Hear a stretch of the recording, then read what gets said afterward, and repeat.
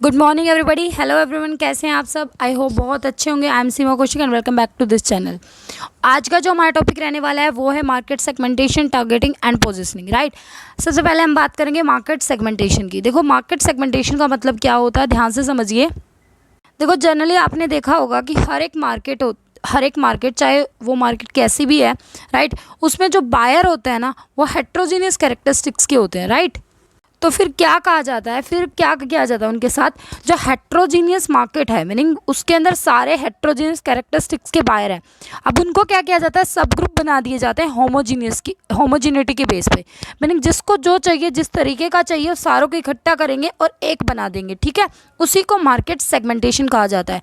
जैसे कि मान लीजिए कुछ भी लगा लो, अलग अलग है, अलग अलग टाइप के नेचर के टाइप, मतलब यूँ लगा लो कि जैसे कि कैरेक्टरिस्टिक्स डिफरेंट लगा लो ना, किसी को ब्लैक कलर चाहिए, किसी को रेड कलर का चाहिए, मतलब कुछ भी लगा लो। राइट, फिर क्या करा हमने, जिसको ब्लैक कलर के एक साइड में रख दिया, रेड कलर के एक साइड में, जिसको जो चाहिए अपने वहाँ से उठा लो। तो मीनिंग ऐसे होमोजेनिटी के बेस पे जब हम ग्रुप बना देते हैं उसको बोलते हैं सेगमेंटेशन।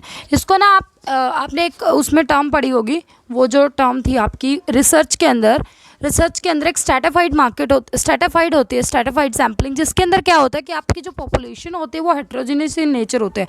आपको सबसे पहले क्या बनाना पड़ता है, होमोजेनिटी के ग्रुप बनाने पड़ते हैं। जैसे अगर मैं एग्जांपल लूँ, क्लास के अंदर बॉयज़ भी होंगे और गर्ल्स भी होंगी। ठीक है, तो टीचर क्या करता है, अगर टीचर को कुछ करना है या डाटा इकट्ठा करना है तो वो क्या करेगा, गर्ल्स को अलग करेगा, पहले बॉयज़ को अलग करेगा, होमोजेनिटी लेके आए, अब उसमें से रैंडमली डाटा इकट्ठा करेगा। ठीक है, इसी तरीके से यहाँ पर सेगमेंटेशन आपको समझ में आ गया होगा कि जो आपका जो बायर है, जो खरीदने वाला है, उसकी आप अलग हो, आपको अलग किस्म का कपड़ा चाहिए या कुछ भी चाहिए, सामने वाले को अलग चाहिए, तो उसको अब जो सेलर है, बेचने वाला है, वो पहले ही ये सोच के अलग अलग सेगमेंट बना देगा और उनको क्या करेगा, कहेगा कि आपको जो चाहिए आप यहाँ से ले लीजिए। राइट, तो सबसे इम्पोर्टेंट बात यह है कि मार्केट सेगमेंटेशन का क्या मतलब है। देखो, मार्केट सेगमेंटेशन एक प्रोसेस है जो कि आइडेंटिफाई करती है डिफरेंट ग्रुप को, ठीक है, सब ग्रुप को, कस्टमर की, मतलब मार्केट के अंदर कस्टमर के डिफरेंट ग्रुप और सब ग्रुप को क्या करती है, आइडेंटिफाई करते हैं। किसके बेस पर, उनकी नीड के बेस पर, उनकी कैरेक्टरिस्टिक्स पर, उनकी प्रेफरेंस के बेस पर, उनके बिहेवियर के बेस पर। ठीक है, और फिर उनको सेपरेट प्रोडक्ट उनके अकॉर्डिंग टू सर्विस ऑफर करती है। ठीक है, कहने का मतलब है पहले उनको आइडेंटिफाई करेगी, फिर उसके बाद सेगमेंट बना के और उनको डिस्ट्रीब्यूट करेगी। समझ में आई बात। इस वजह से हम कह सकते हैं कि market segmentation is a process of dividing a heterogeneous market into homogeneous sub unit. Market segmentation can be defined as a process of dividing a market into distinct subset of consumer with common needs or characteristics and selecting one or more segments to target with a distinct marketing mix। ठीक है, बिल्कुल अच्छे से clear हो गया, very good. देखो, एक topic है create value for targeted customer. Meaning जो टारगेटेड कस्टमर, जो आपको टारगेट करना है ना कस्टमर, उसके सामने आप वैल्यू क्रिएट कैसे करते हो। 4 वर्ड याद रखना। ठीक है, 2 है सेलेक्ट कस्टमर टू सर्व और है decide on a value preposition.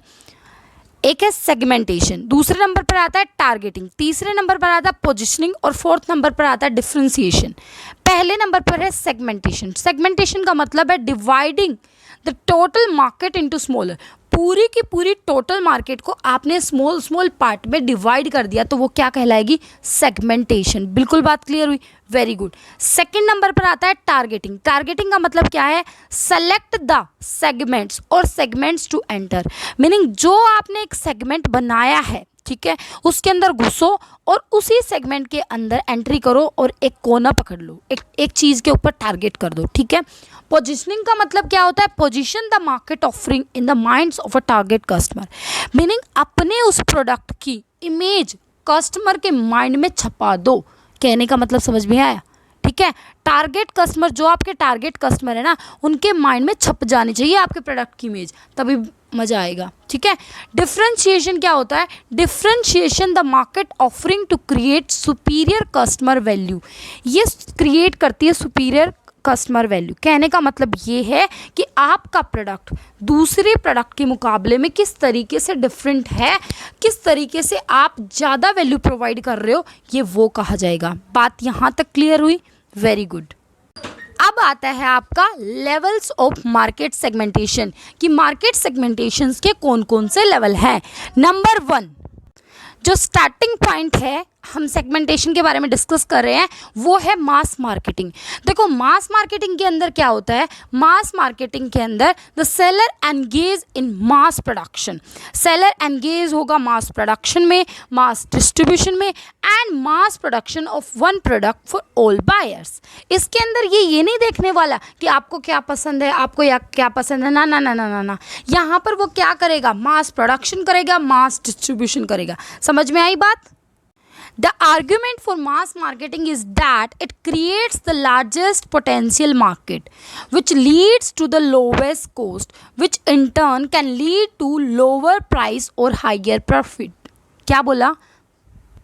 Meaning mass marketing का मतलब ये है कि आप बड़ी मार्केट में एंट्री कर रहे हो। कहने का मतलब ये है कि जहाँ पर अगर आप ज़्यादा प्रोडक्शन कर रहे हो तो आपकी कॉस्ट कम हो जाएगी। समझ में आई बात?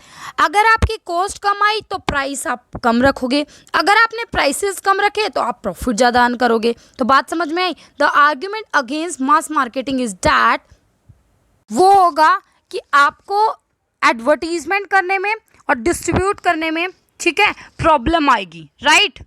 आपको अगर मास ऑडियंस के पास पहुंचना होगा तो वो आपके लिए बहुत एक्सपेंसिव हो जाएगा।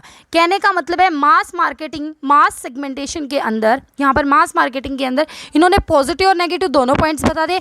इन्होंने कहा कि पॉजिटिव तो ये रहेगा कि आपको इकोनॉमीज ऑफ स्केल मिल जाएगा। कहने का मतलब है अगर आप प्रोडक्शन ज़्यादा करो तो आपकी कॉस्ट कम लगेगी, कॉस्ट कम लगेगी तो प्राइस कम रखोगे, प्राइस कम रखोगे तो प्रॉफिट ज़्यादा होएगा, ठीक है। नुकसान ये है कि आपको एडवर्टाइजिंग करने में, ठीक है, आपको डिस्ट्रीब्यूट करने में प्रॉब्लम आएगी। आप मास ऑडियंस के पास पहुंच तो जाओगे बट पहुंचने में ये नहीं पता कितना समय लग जाएगा, ठीक है, ठीक है। उसके बाद आता है मास मार्केटिंग सिंगल सेगमेंटेशन। यहाँ पर क्या होता है कि सिर्फ आपका एक ही सेगमेंट होगा। आपको पता है सिंगल सेगमेंटेशन, अरे मास मार्केटिंग में आपका सिंगल ही तो सेगमेंट होएगा। कहने का मतलब आपने डिवाइड तो करा ही नहीं, आपने तो सारा एक ही जगह पर रख दिया, ठीक है। The marketer caters to the entire market and with a single offering and a same marketing mix similar to mass marketing. ये मास मार्केटिंग के सिमिलर ही है। एग्जाम्पल क्या है? फॉर प्रोडक्ट लाइक साल्ट हो गया, शुगर हो गया, स्टेपल्स हो गया, ये क्या है? शुगर, साल्ट, ये मास मार्केटिंग है, ठीक है। Therefore most companies are turning to micro marketing at one of 4 level segments, niche, local areas and individuals. चलो हम एक एक करके डिस्कस करते हैं। सबसे पहले हम बात करेंगे सेगमेंट मार्केटिंग की। देखो सेगमेंट मार्केटिंग के अंदर क्या आएगा? A market segment consist of a group of customer who share a similar set of needs and wants।